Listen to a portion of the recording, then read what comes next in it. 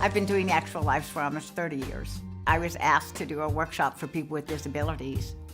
And I was going to do all these theater things and workshop-y things, and we were going to read from plays, and I looked and I thought, no. So I just said, let's start talking. Tell me your stories. We've done it here before a couple of times in Tallahassee, and each time it's been incredibly different. Each time we've had many different kinds of people. And this time it was called Our Actual Lives, because we're coming off a horrifying year. What you're going to do is you're going to write for 15 minutes. You're not going to make it pretty. You're not going to edit. You're not going to spell. You're not going to worry about grammar. You're going to spit it out. And you can write about a number of things. But it's kind of within this thing, because right now, as we all know, we're in this churn of emotion. Give me your most powerful memory. Or write about what is your obsession in this time of COVID. Or what is your most powerful memory about this time of COVID? Or just in your life. Don't think about it too much, and just write. We need to talk about people, what they're feeling now, about our actual lives, the people who live here in Tallahassee, our neighbors, because we need to get to know each other again. We want to reach out to people who are even more different than we are, and talk to them about their lives. Because, again, we think those are the stories that are going to bind us.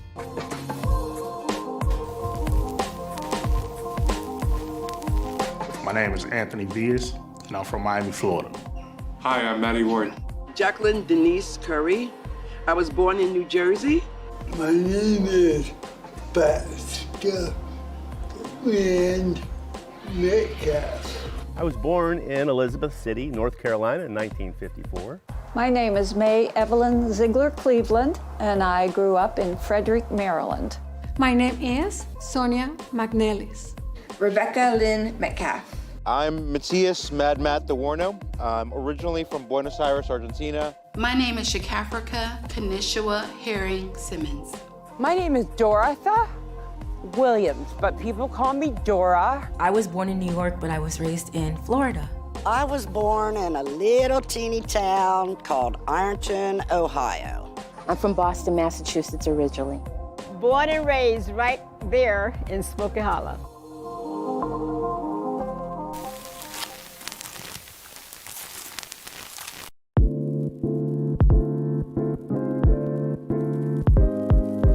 I used to have to wear my footwear until my footwear wore out. My mom was wore out.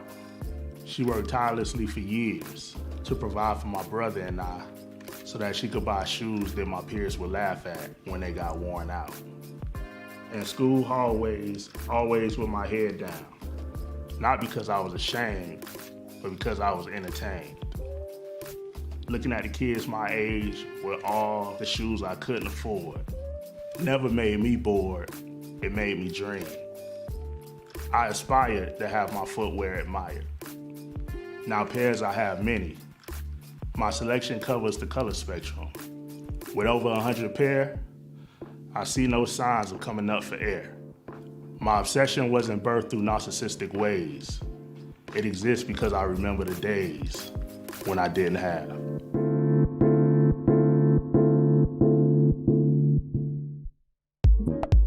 My obsession might be success or perfectionism.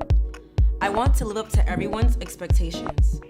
I know that may sound bad, but those who know me have told me that they see the best in me, and I appreciate that they see so much in me. I get motivated to be successful, also because of my parents. By this time, my dad was getting ready to come to America, and my mom already had my brother. I know that they have done a lot so I can enjoy my life and do more. I sometimes worry that I won't be as successful as I imagine when I think about the odds and the likelihoods. I hate doubt. I doubt myself or make a mistake, and I get upset because I feel as if I'm taking steps backwards when I do that. What I do know is that being perfect won't guarantee success because no one is perfect. I also know that what makes you successful is different for everyone. I don't intend to stop working hard and making sure I'm doing the things that I love. I need to remember to acknowledge my wins and know that I got this.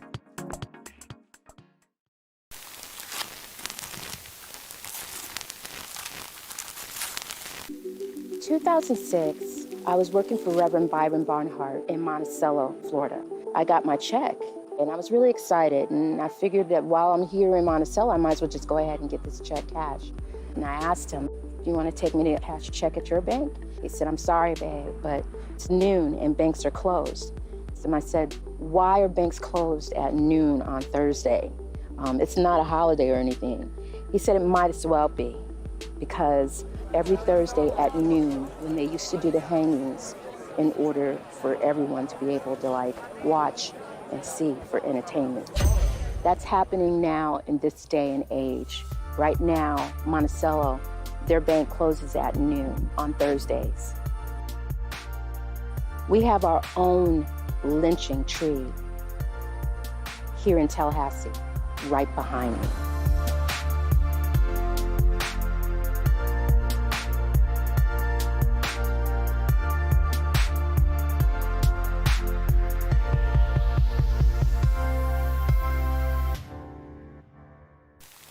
My name's Mickey Duty, and I'm ashamed to be white. I am appalled, sickened, and outraged at the atrocities going on in this country even today. Mankind, huh? Obviously not so damn kind. I grew up in Irish Town, which some perceived as the wrong side of the tracks. Oh well. I had many black friends in school. They didn't care about the tracks, because they had their own. My best friend, Charlie Edwards, was a young black man living in the projects. It was 1968, and we were freshmen. One day, Charlie come home with me after school. Mom and Dad were both working at the time. We sat down at the piano and started playing and singing. For some reason, my dad come home early that day. He come through the door and gave me the look. Charlie saw the look and he left. I went to Dad. He said, with that look still on his face, "Mickey, it is bad enough to have a boy in the house when your mom and I aren't home, let alone a colored boy. You hear me?" I nodded. But the music sounded good, he said.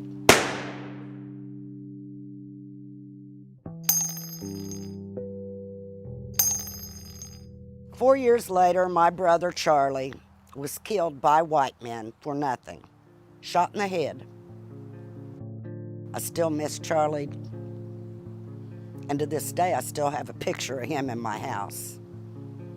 I'm still pissed, and I still fight for him.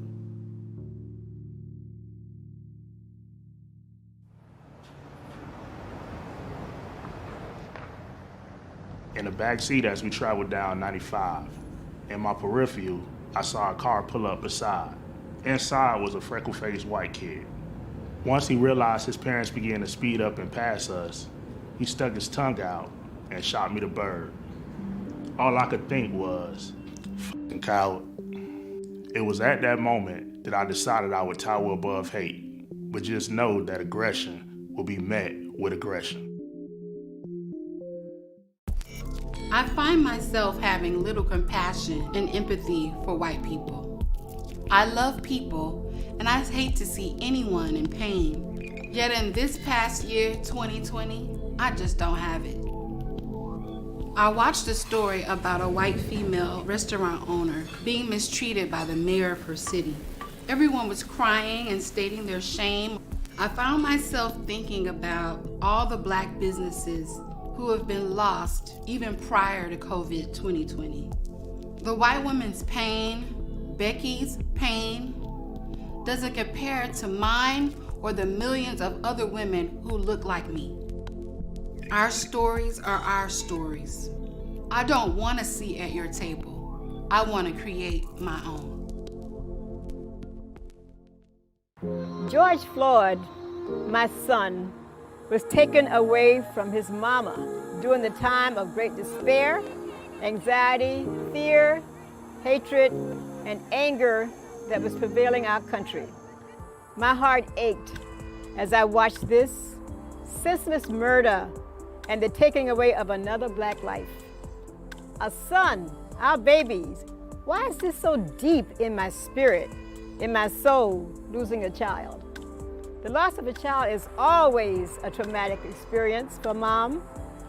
Some say he was a full-grown man. Yes, but he was still somebody's child. George Floyd, my son, was taken away from his mama. We, African-American women, lost our son that day, and I cried like a baby. I call it mother's love. Killing and murdering of children, when will it stop? When will it stop? I'm an angry Black woman, a fighting, mad, angry Black woman. Black women, white women, together, we must stand. Raise your voices. Let it be known that we cannot take this anymore. Take action. Change the world.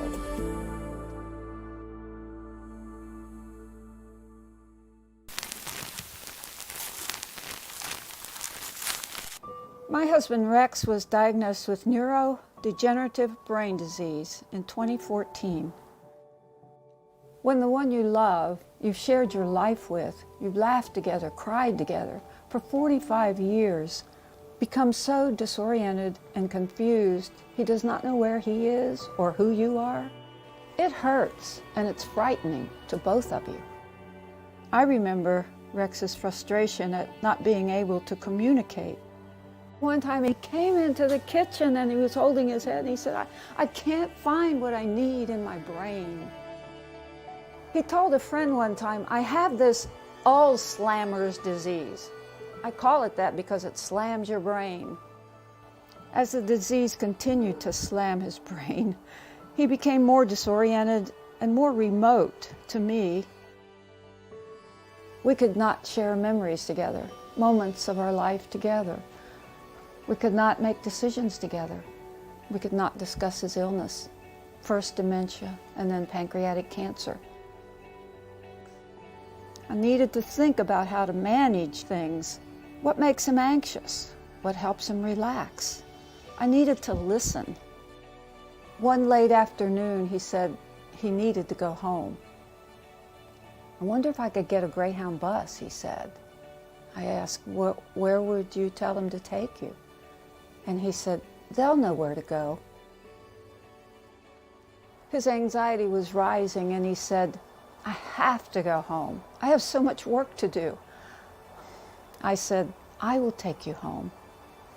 And he looked at me and he said, you would do that for me?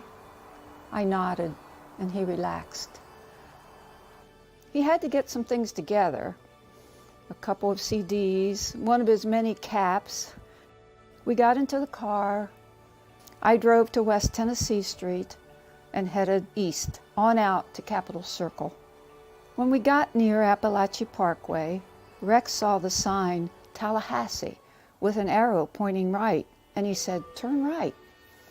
I drove down the parkway, got onto Franklin Boulevard to west on Gaines Street. When we got near the FSU Stadium, he said, oh, I know where we are now. A little further, I turned into our driveway, and Rex said, Oh, it feels so good to be home. Fly away, fly away, fly away, fly away, oh. We'll fly away, fly away, fly away, fly away, oh.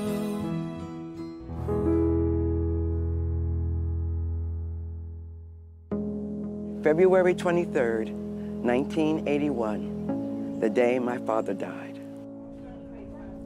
One of the last things he said to me was to go to my 10-year high school reunion. I've been talking about it for months. So I went to the reunion, returned to the hospital in my cocktail dress and high heels, and sat at his side. They were preparing to intubate him, so I knew we would never speak again.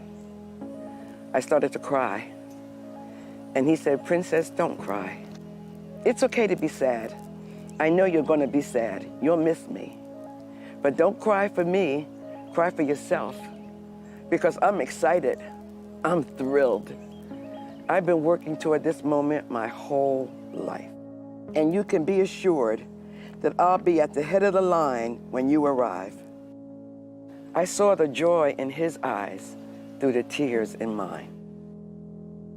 The loss of my grandbaby Ellie was tempered because I knew he'd be there to watch over her until Moogie arrives.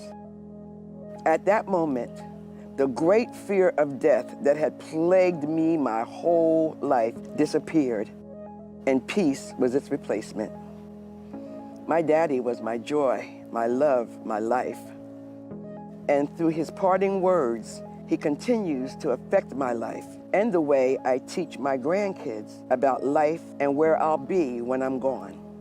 And not to fear what's in the dark, because joy comes in the morning. I'll be watching over them as my daddy watches over me.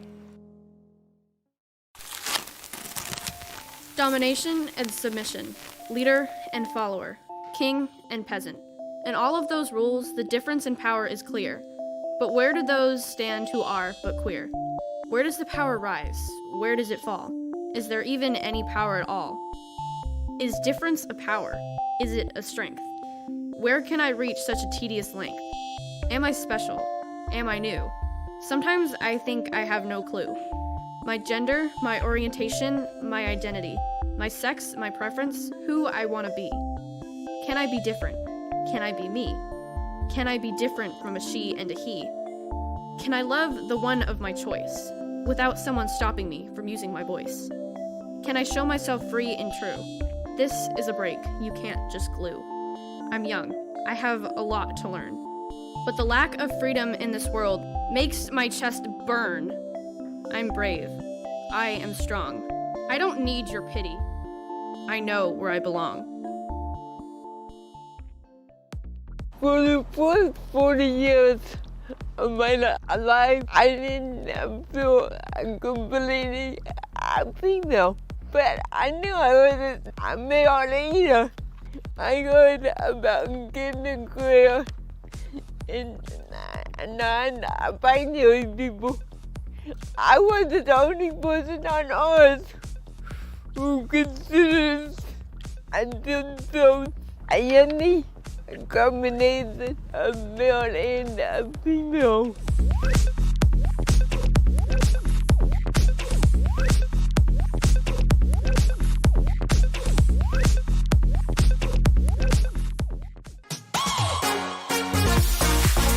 And I just told my mom that, Mom, I want to be trans, I want to be a woman. And now I am, because I feel more comfortable with a girl. Because I figured out I love is dresses, heels, everything that's fashionable. She's been sending me dresses. I have some of them ball gowns, mermaid dresses and stuff. I am happy to be trans.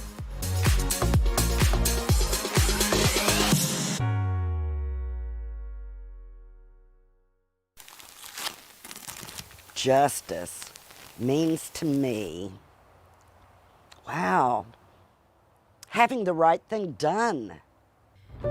Injustice is a reference to the chokeholds I feel the world will never let us out of. I used to think one day that I'd like to move somewhere else and live somewhere else, but the injustice is inescapable. So what do? We protest, we campaign, we attempt to elect leaders into offices. But these Band-Aid solutions do not eradicate the issues at their core, because those who have the opportunity to do more always fall short. Like they did to her. Rest in peace, Breonna Taylor. The true changes that need to be made don't need to come from those who are asking for it, but from those who it's being demanded from. Stop handing us the consequences and repercussions of your actions. Take responsibility. That is what's always expected of us, but you cannot even set the example.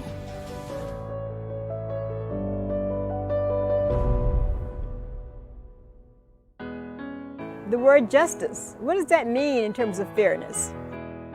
I remember coming home one day from school, and I lived in Smoky Hollow, where I was born, and we would walk from school alongside the jail every day coming home. A couple of times I would hear this voice from the jailhouse right here on Gaines Street saying, "Hey, can you tell my wife to bring me some cigarettes?" Or, "Can you tell my wife to get me some bail money?" They would be there for a couple of days, and then the next time I would know they would be home. I learned something interesting, that those people were part of the group that was selling alcohol in our community. And I couldn't understand that. Well, how would they be in jail for a couple of days and then they're out? Come to find out, they were selling it for the sheriff. He didn't have to stay in jail, but we had to keep up the pretenses. Everybody in the community knows what's going on. And so the cycle continues. The systems that we are operating in every day can also be harming us in a way that we don't recognize.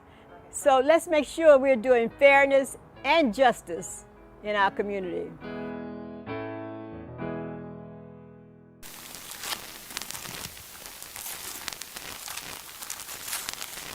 Sunny day, a trip with my dad. And he's not mad today. At the train station, okay, are we going on the train? Awesome. Maybe we're going into the city. And he says no. And he says, I'm dropping you off for good. You'll never come back. Why? Because you don't listen. But I don't start any fights. I try every second of every day to avoid them, to make everyone happy. We are putting you on the next train and that's it. No, please, no, I'll change, I'll stop, I'll do anything. It's too late. I don't remember much after that. He didn't send me away. I hid in the attic when I wanted to play with my dolls. I stayed there, sometimes looking out the third-story window up there. I got to play dress up with Lisa. She even played with my hair and helped fluff it up. My parents came home and got mad.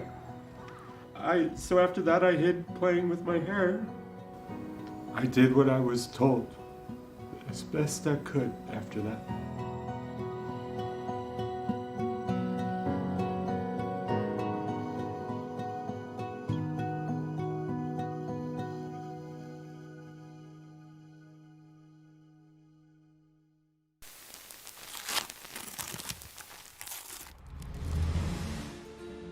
Stories don't have a beginning. We choose where we want to start them. December 14, 2000, I left Colombia with my 2 children, Andres and Caterina. Did I ever have the choice to collapse, to be depressed, to miss a life, to argue with God? No, I couldn't allow myself or the kids to contemplate that. That evening, my brother was kidnapped. The only hope was that he could listen to a midnight radio program broadcasting anonymous messages from family members to thousands of people kept captive. We didn't know if they would recognize our voices or would be allowed to have a radio, but he did, and also many others who were comforted by the loving messages of my father. Dad became the father of many when he started his weekly message saying, "Hijito, beloved son, we're working on our end to bring you back soon, and everything will be fine for all of us."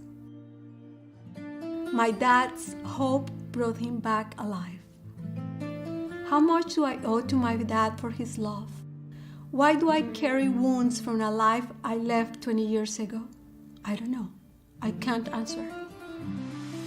Could I believe what my father emphatically said to convince himself? Beloved, everything and every day will be fine for all of us.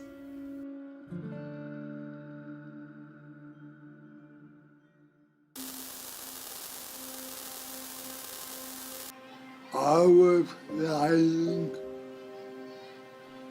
face down on the bathroom floor with my dog. He feel the gun barrel press against the back of my head. Only a few people were known my hiding place. How could he? Why should he? There was no doubt who betrayed me.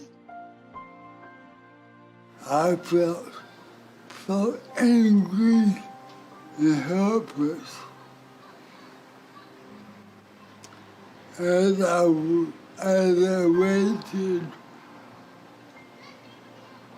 for the bullet.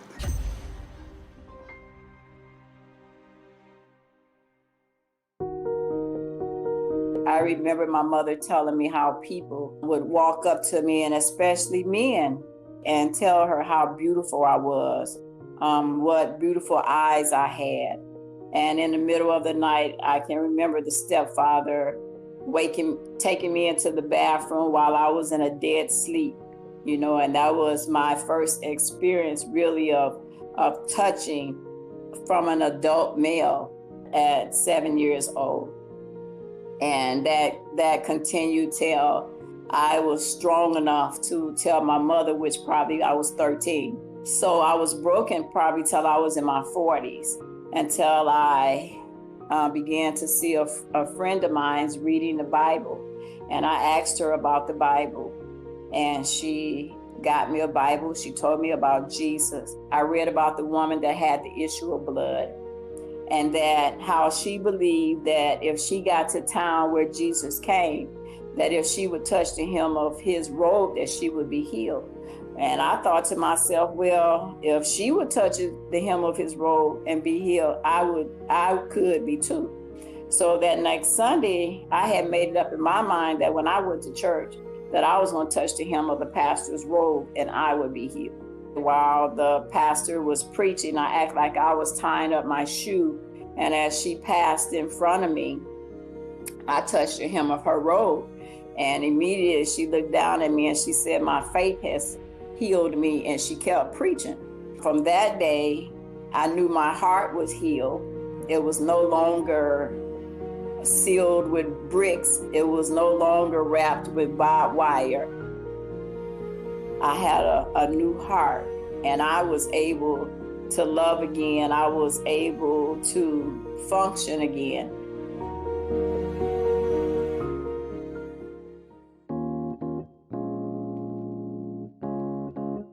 I wanted this fresh air approach and looking at joy. I challenge you to think beyond the binary and to expand your definition of fly. Yes, a bird flies. Yes, a plane flies. And if Superman was real, he'd probably fly too. But what happens when we give ourselves permission to let fly simply mean, first, love yourself? This is radical love, love of self. We are rooted in radical love when we create these spaces for Black women. That's what this workshop was. So I'm going to drop my cape because Black women are known for taking care of others. And I'm going to focus more on self-care. So I'm taking off my cape, and I'm not going to be Superwoman for everybody anymore.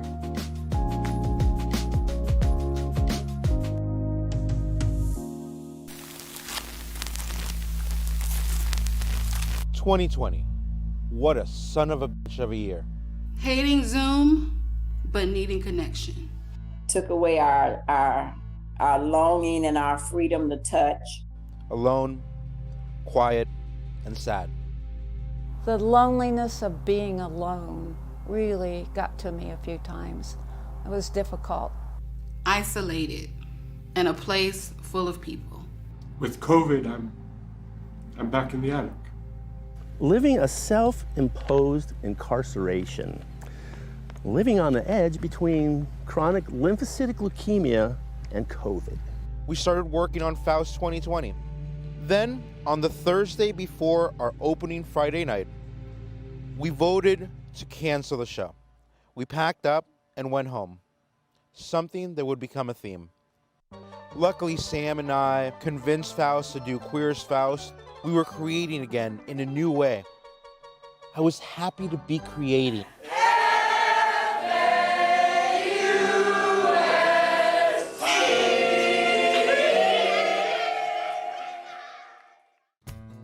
I am an introvert, meaning that I get the energy sucked out of me when I'm with a group of people. This is introvert heaven.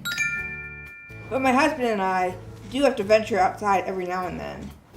Both of us have mobility impairments and primarily use an absolutely beautiful long ramp built by the city of Tallahassee, but it's 10 years old and the planks were starting to get soft. One night, I trudged sleepily down the ramp. After several steps, I heard crunch as the wood splintered below me. Thank goodness for my dance background, so I was able to grossly not fall on my ass. Ren and I could no longer use the ramp and had to hobble down precariously down the front steps. Fortunately, a few days later, CARES grant funding to make home repairs with a focus on the impoverished and disabled. We were both. There were 300 applicants. Competition would be fierce. Some weeks later, we got it! We are fortunate to live in this proactive, beautiful city that cares for its citizens.